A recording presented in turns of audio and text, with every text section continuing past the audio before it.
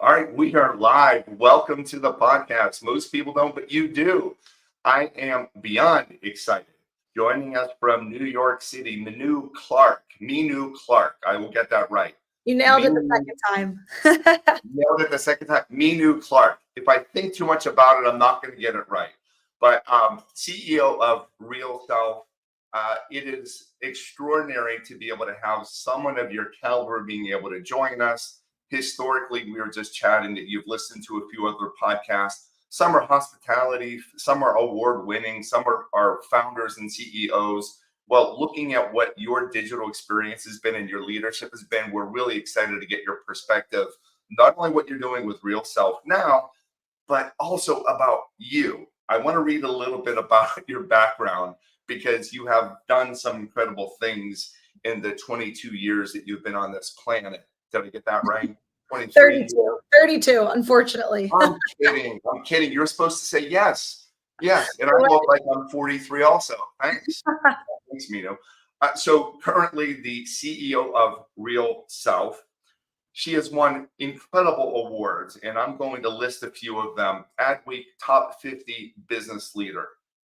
She had also worked for Paris Hilton's 1111 Media, had done some consulting work for other organizations, other awards, Ad Age Social Campaign of the Year in 2024, Shorty Award finalist for 2 Metaverse brand activations in 2023.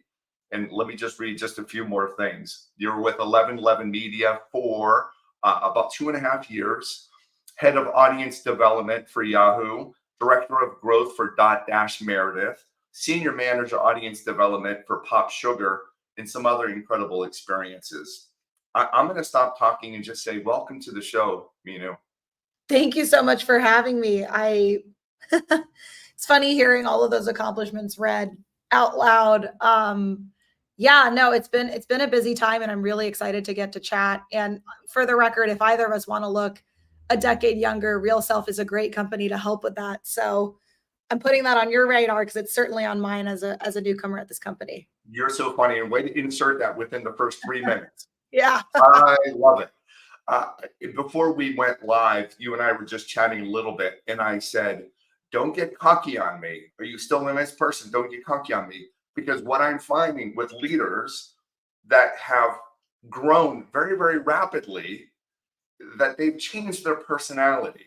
And what was your immediate response, if you don't mind sharing with our listeners? Yeah, I was like, if anything, I'm probably too nice. I'm skewing the other direction. So, but please don't lose that. Yeah, no, I would never. I think for me, it's one of my biggest personal icks. I don't vibe or work well with leaders who think they're superior just because of their title or their pay or the years they put in. I operate very flat, kind of in like a meritocracy. So I really hope I never become that way because it really is one of my biggest bones to pick professionally. And the best leaders I've worked with are the ones who give everyone an equal seat at the table. If you have a good idea, whether you're the intern, the janitor, or the Pope, or Beyonce, you all get to sit at the same table. And I like to think I operate that way, and I'm definitely doing everything I can to uphold that principle because it really matters to me. Love it. And it goes back to the theme of this podcast. Most people don't, but you do.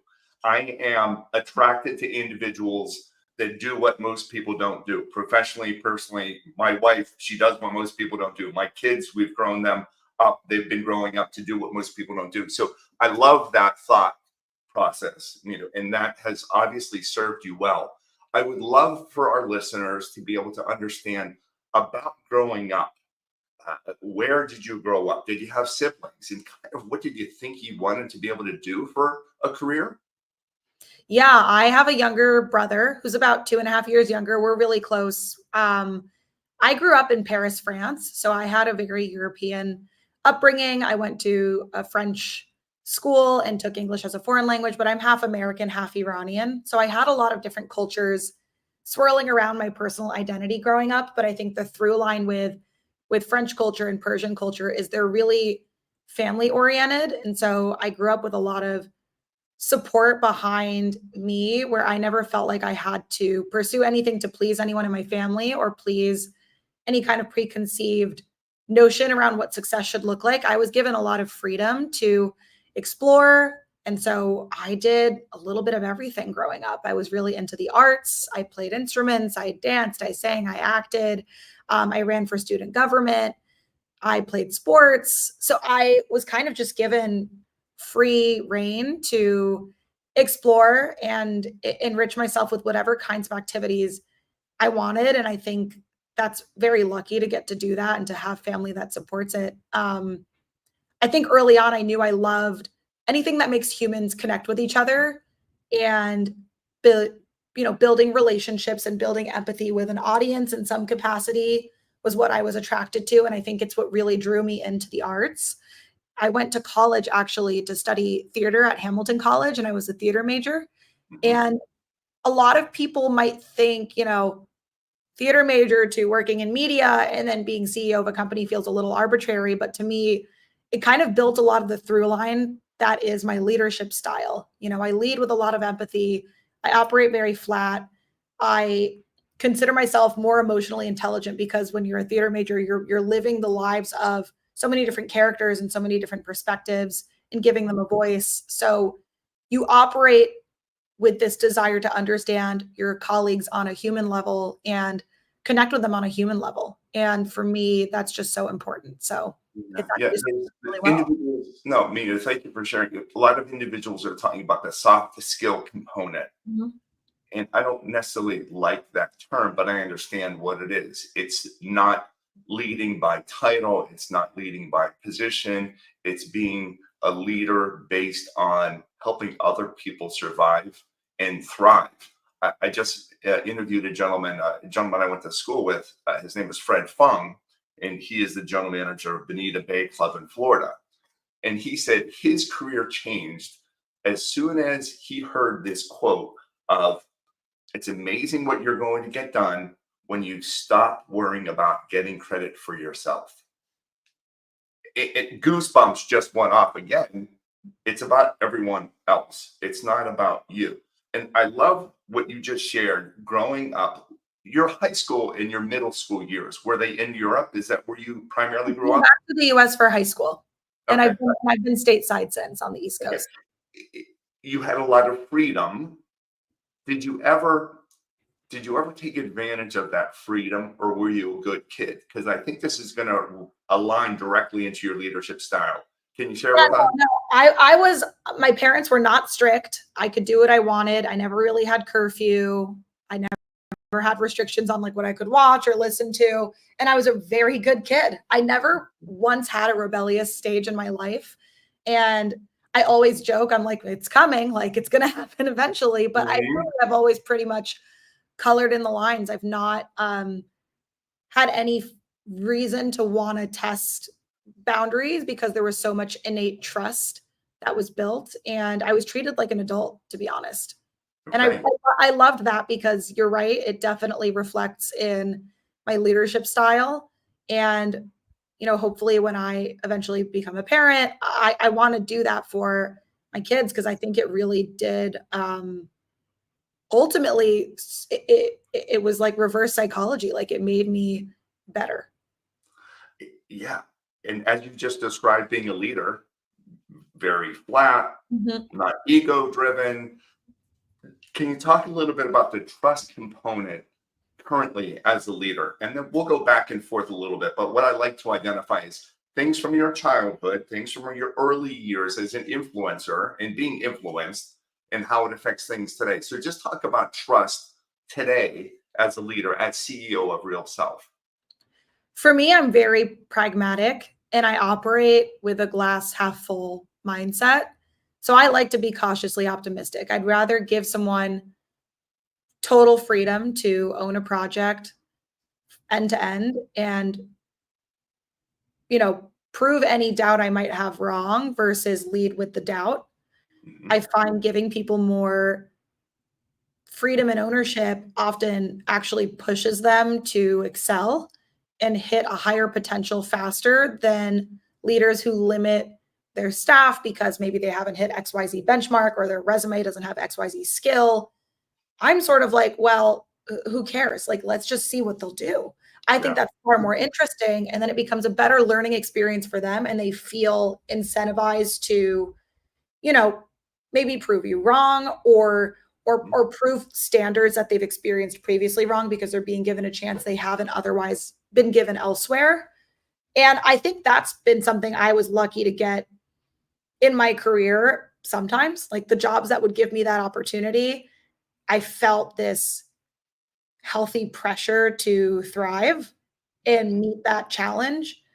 The jobs that would limit me because of, age or work experience, those were the jobs I left.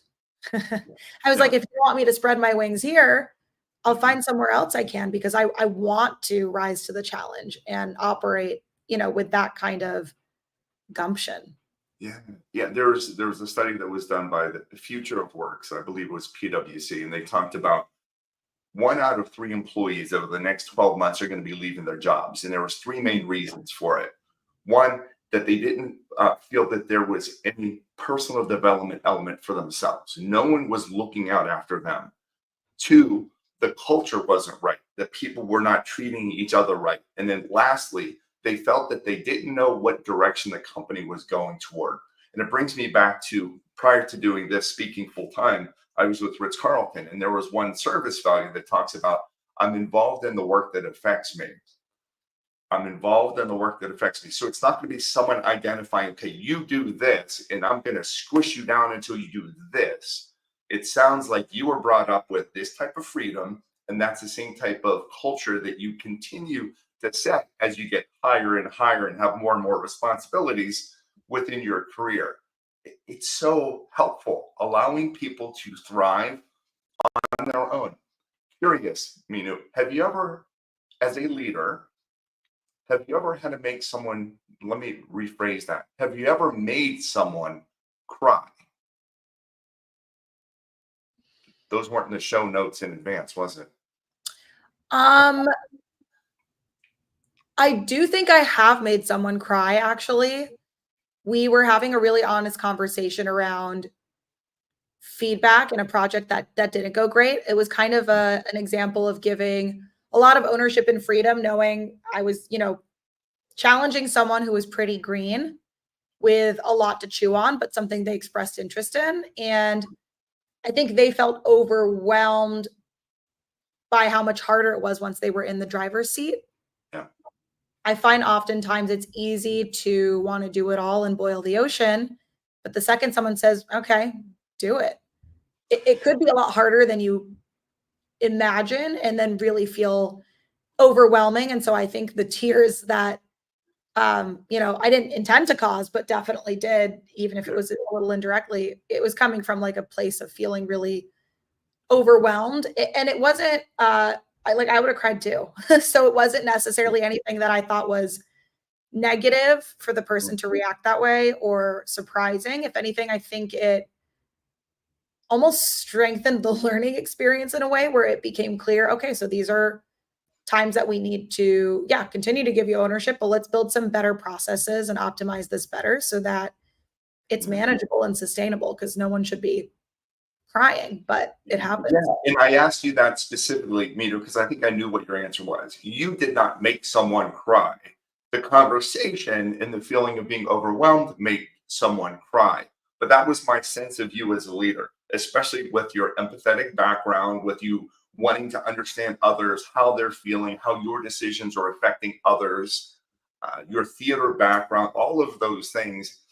I could have guessed that you would not intentionally make someone cry. Oh, no, absolutely not. I think for me, like I've had those bosses that have made me cry. And Yes. I think I lead with a lot of my previous not amazing managers in mind, to be honest. And I Yeah. think also something that works to my advantage as a CEO is I became a CEO kind of quickly. I've only been working for so many years, period. So I'm not that far away from where every single employee at my company is in their Yeah. career. So I Hmm.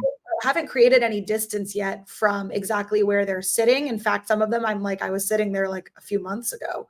So Hmm.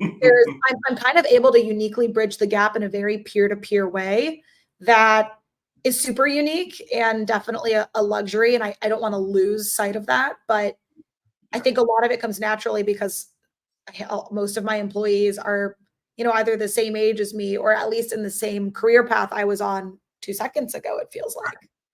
Which again, congratulations for being the CEO of RealSelf. By looking at your awards and your accomplishments, you are certainly doing some really special things. I would like you to share with our listeners, and this is about you, Minou. This is about you. What do you think attributes to you being able to go through this career progression so quickly?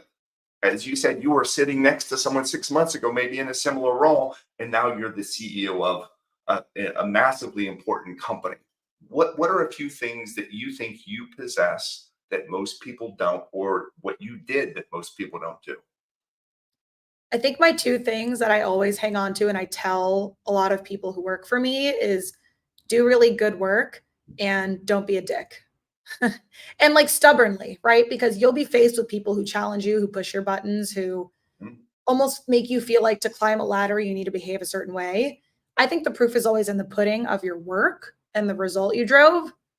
yeah. And you can stand on that, 10 toes down, but don't be a douche. Don't lead with ego. Don't put people down just because you now have direct reports for the first time and you want to abuse that power. Just keep doing really, really good work and being as good of a person as you can be, because ultimately we work more than we do anything with our friends and family and free time. So you don't want to work with people you don't like. People want to work with people who, yeah, they drive the business forward, but they vibe with that person. They enjoy that person. So I've been very stubborn Mhm. sticking to that, like to the point where sometimes people are like, you should be a little bit more of a dick. Like you really should. And I'm stubborn. I don't care. I don't want to. Yeah, please don't be. Don't Yeah. be. And now whenever I publish this to, 100,000 people, I have to click, was it explicit or not explicit? No, I think Shoot. it's not explicit. I think you can still say that, right? We're getting some incredible comments, Minou, on Facebook, on LinkedIn Live, and also on YouTube. So thank you. People are laughing. People are taking notes. People are learning what you are sharing. They're writing down what you are sharing. Not the bad things, but again, terrific Yeah, advice. hopefully. Yeah, no, it's so funny. It's so funny. Going through your career and looking at your LinkedIn profile, phenomenal awards, phenomenal experience. And sometimes it might have been 2 years, and sometimes it might have been 3 years or 4 years. You could tell. Are there any examples? I want to focus on the positive. Are there any examples that you can share, specific examples of how you were treated by a certain person, by a certain boss, that made you learn, that elevated your awareness of what a good leader is going to look like? So this is a good thing, and we can get specifics if you have specifics. If Yeah. not, what kind of business lessons, who treated you well, and what did you take from that today? I need to throw some massive gratitude to 1111 Media because I joined really early on. Paris Hilton's media company's only been around for a handful of years. And when I joined, there was only really a handful of full-time employees working there, and they didn't really have a lot of foundational media industry elements in place yet because they were a young company. So I had the ability to sort of set the table and build a lot of that foundation from the ground up, which was extremely exciting. But technically, I was more junior in my career than probably a seasoned veteran they could have hired. They could have questioned a lot of things because of age or because I was new or because I'd only been with the team for a few days. From literally day -10, they had full trust. They gave me nothing but freedom to sort of build and express what I thought success could look like, define a lot of those metrics and processes, hire the additional support we'd need. But they really did it with zero hesitation and Mhm. zero territorial questioning that bigger corporate companies I've worked at, there's lots of bureaucracy and layers and processes to get to just go out and hire and build a whole process from the ground up. The agility that 1111 gave me made me good at what I do. It really allowed me to test my skills. And instead of complaining, like, oh, I'd do so well if it weren't for this person or this blocker or this process, at 1111, you don't really have that. You can't hide. They're going to let you do it. So it ultimately comes down to, are you good at it? Does it work? And I think that company really gave me some freedom to test myself and challenge myself. And it was met with a lot of openness, which I think, is testament to Paris Hilton and how she operates. She's a very unique, successful, famous, rich person. The Mhm. stereotype doesn't always make you think that's what you're met with when you're thinking about a very famous, high profile individual who has nothing but reasons to have an ego. She's unbelievably accomplished, but she operates very, oop, sorry for that noise. She operates very flat. She brings people under the hood and she just gives you that opportunity to do what another job maybe didn't let you because you didn't get promoted or you didn't do your time or pay your dues. Sure. So I think that was my really concrete recent example of, wow, leading this way works. It really Yeah. does. The right It- person, it yeah. works. Yeah. I'm taking notes here off on the side. Trust, agility. Yes, you have to be good at what you do, but it's the concept of the confidence that is instilled in you, the trust, the support that you have, that you're not going to get in trouble for doing your best and for trying. And they're giving you this lens of being able to do your best and work hard. And that's exactly what you have now taken to Real Self. That's what you're going to continue to. You're teaching all of our listeners: be yourself, right? Don't be a dick. Do your best. Trust others, and look at what happens. Incredible, massive success. There was one other part, Minou, that you referenced. You said they give you trust to allow you to do your job well. This then brings up being a CEO of Real Self now. How are you able to find and identify the people that can do the job well? Part of it is I think you fail until you succeed.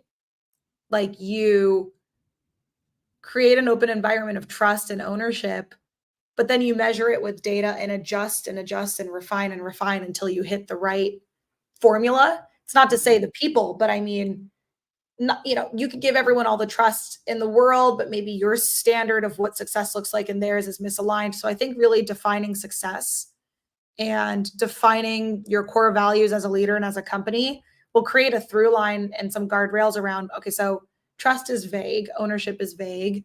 Mhm. How do I know if I'm taking that on, it really fulfills the vision of the CEO or the vision of my manager who's giving me that opportunity? So I think it really comes down to defining it and defining success and checking in. Mhm. Sometimes success is failing because it brings you a learning you didn't know you needed. So I'm very, results driven, data driven, but I'm not hung up on it to the point where I don't think a fail or a miss is really a true loss because it just ultimately strengthens what you're doing and refines what you're doing. So for a fact you're on a path to success. So Yeah. I like So measuring things. yeah. Yeah, no, no, no. So as you're growing and you are, let's say you're hiring new talent as an example, what type of assessment are you offering? What type of interview process do you go through? Yeah. Because yes, part of it is culture, part of it is fit, part of it is trust. But the whole point of you're going to give people the latitude and longitude to get their job done. You're going to trust them, but they have to do their job well. And there's a reason why I'm asking this. If we look at 1 out of 3 employees are going to be leaving their current jobs and looking for something else, we can see that there's, oh, this job is open for a person that I'm mentoring, and 512 people have applied for that role. And they call me and they're like, Bart, I think I would be really good at that role, but there's 512 other people. And I try to tell them, yeah, but those 512 other people are not you.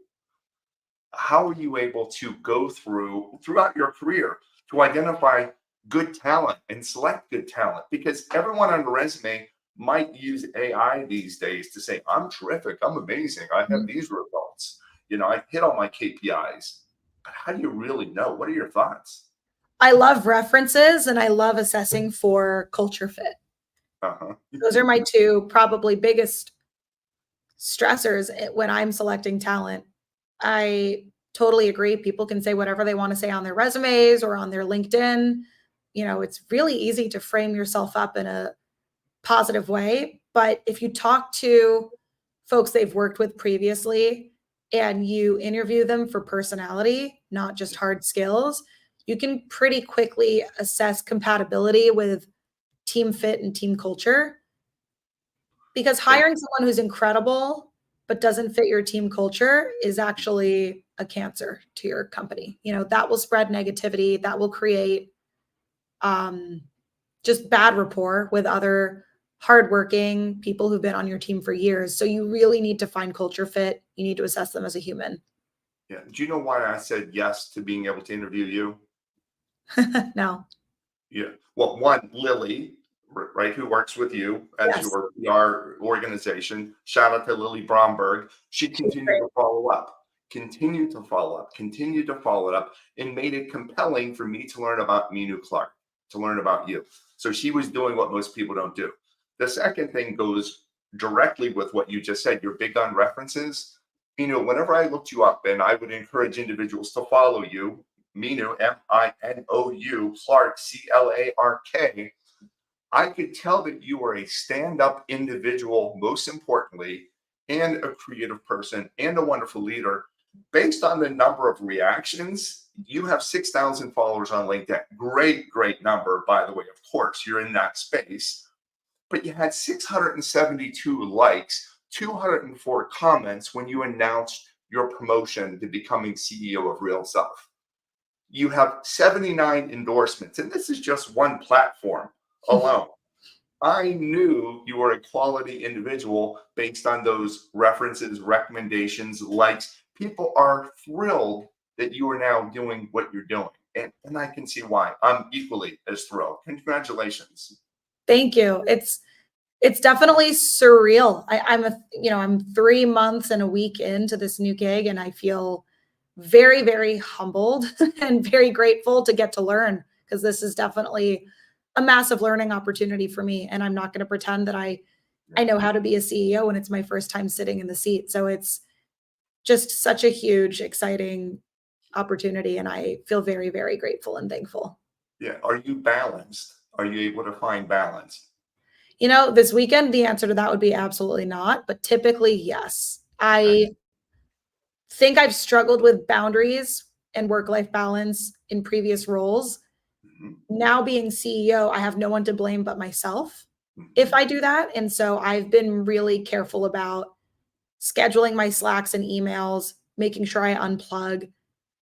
Otherwise, if I burn out at the top, it'll make everyone else think that's a healthy, successful way to operate. And ultimately it's not. So yeah, I'm doing everything I can to kind of maintain that, because you feel a lot of pressure and responsibility for not just the company being successful or pleasing your board, but if the company is successful or not, it impacts all these employees who work here. So you feel a lot of responsibility for their well-being. So it Yeah. is easy to kind of blur the boundary line when you're grappling with that. But yeah, And like tonight I'm fully unplugging and being a couch potato. I'm not working. okay, good. Good, because that was the fatherly side of me liking you instantly and saying, I don't want you to burn out. Make sure you have a balance. So this And is I can totally see how easy it would be to do it. yeah, I really do, you know. okay. And the purpose of the conversations that we have, again, it's going over to well over 100,000 people, top 2% podcast in the world. It's because of I'm able to find, with the help of Lily, unique leaders like you. Minou, that is unique. You are special. You are different. So we chatted for X number of minutes about you, and that's the purpose. And I want people to become a fan of Minou Clark.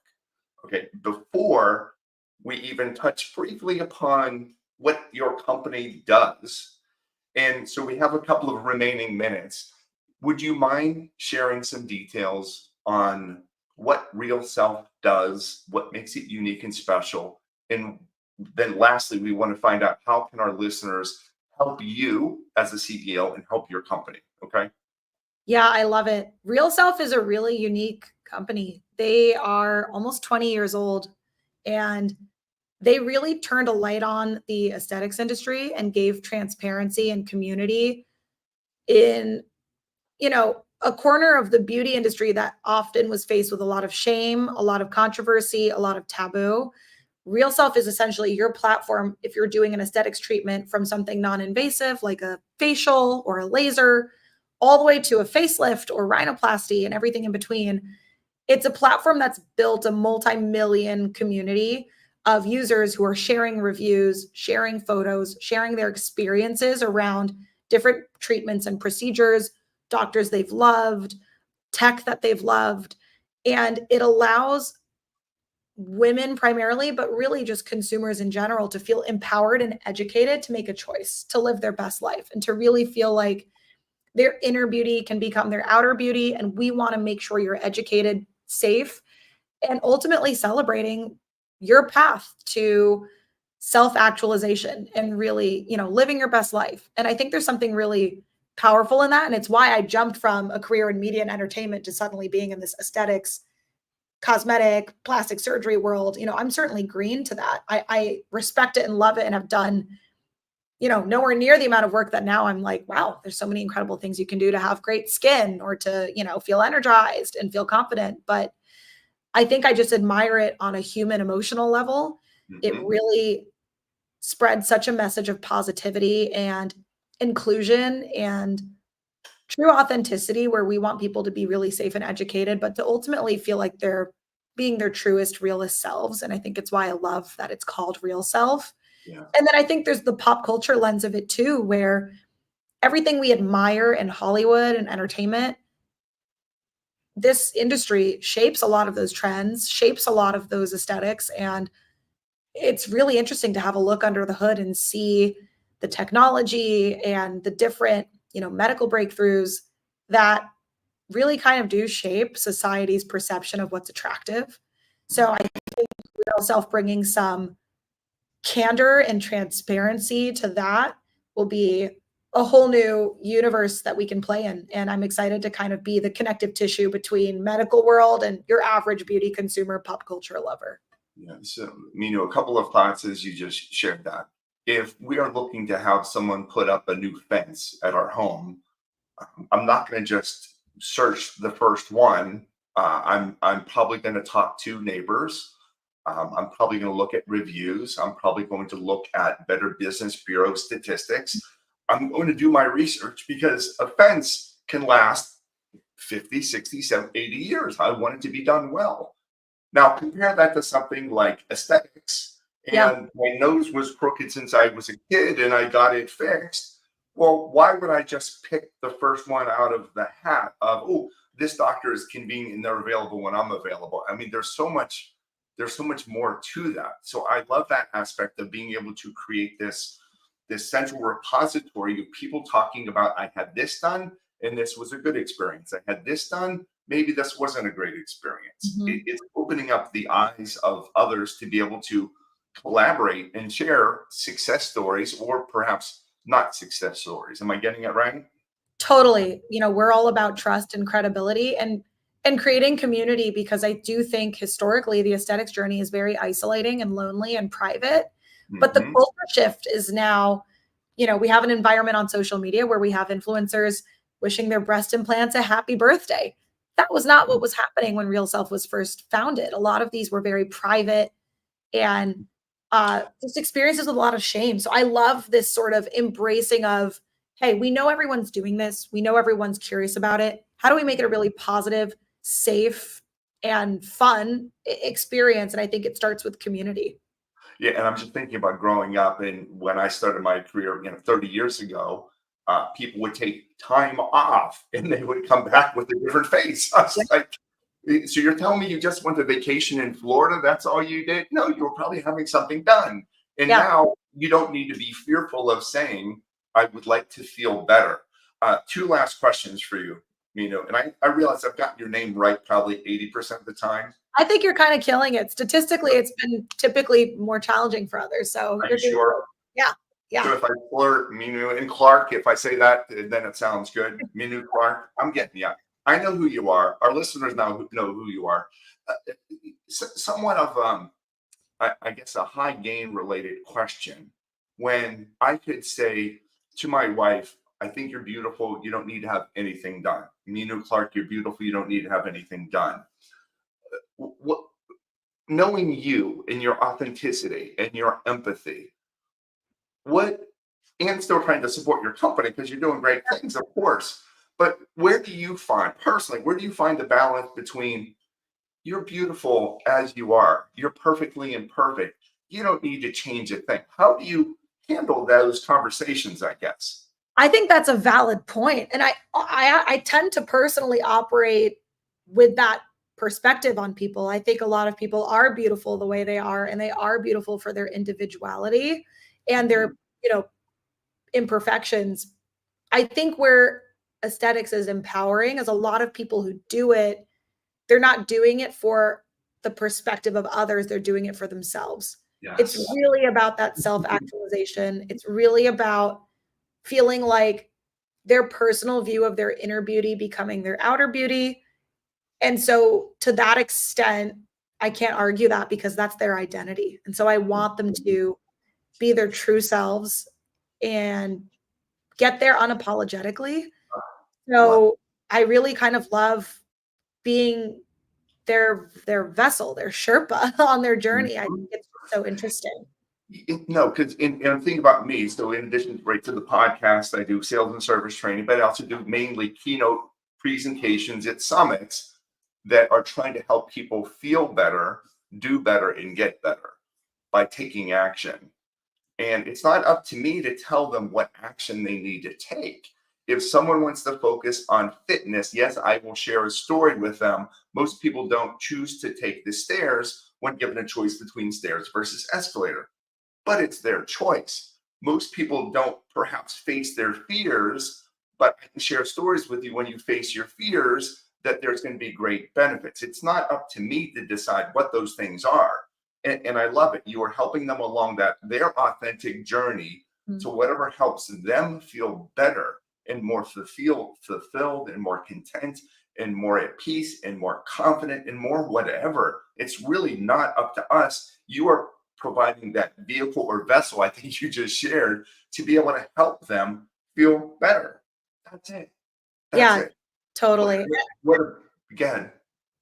No, I was gonna say, I think sometimes people think aesthetics and cosmetic procedures means you're only going under the knife and doing something really drastic. And I think what's so fascinating is there's so much technology that is non-invasive. It's about skin rejuvenation or correcting sun damage. So there's this vast range of flavors, or options on the menu of aesthetics. And I think educating even that side of it will be really interesting for your average consumer who doesn't realize, I want to look this way. Oh, there's actually a laser. I just sit for like 15 minutes. That's it. Mhm, It's painless. mhm. So Yeah, I think bringing those options to people is just so important.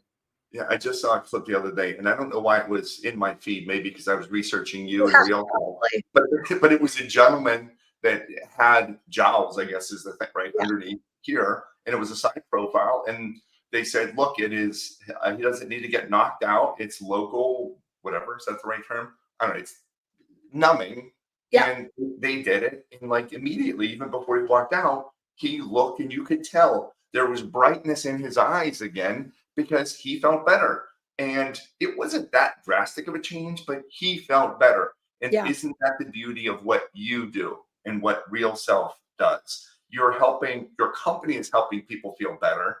But meaning what I'm excited about with you is that you're helping your team feel better and do better and expand better.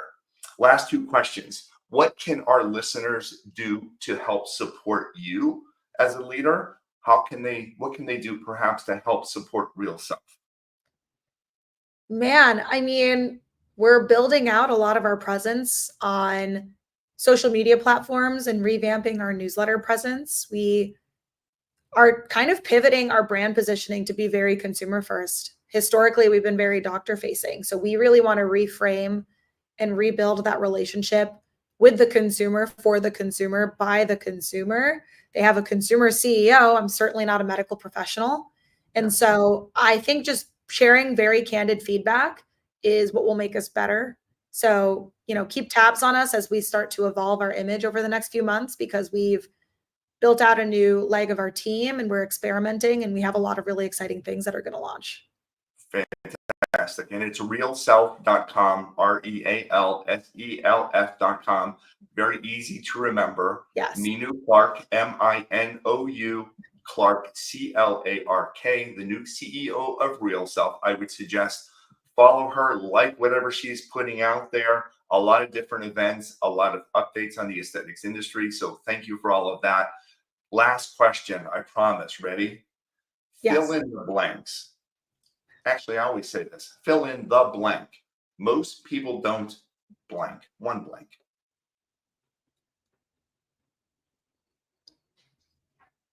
Most people don't operate flat. Yes. Without ego. Yes. Yes. No ego. And look at all the incredible things that you're getting done as an individual, as a contributor, as a leader, as a digital marketing specialist, and really as an authentic person all the way around. Minou, I cannot thank you enough for joining the podcast. Most people don't, but you do. You certainly are a person that does. I can't wait to be able to celebrate this with more and more people. We'll make sure that we connect afterwards so we can get this out. People need to know who you are as a person, who you are as a leader, and then also what RealSelf is doing. I think it's phenomenal. Thank you. Thank you. Thank you so much for having me. It was a great conversation. Okay. Have a good day. You too. Bye.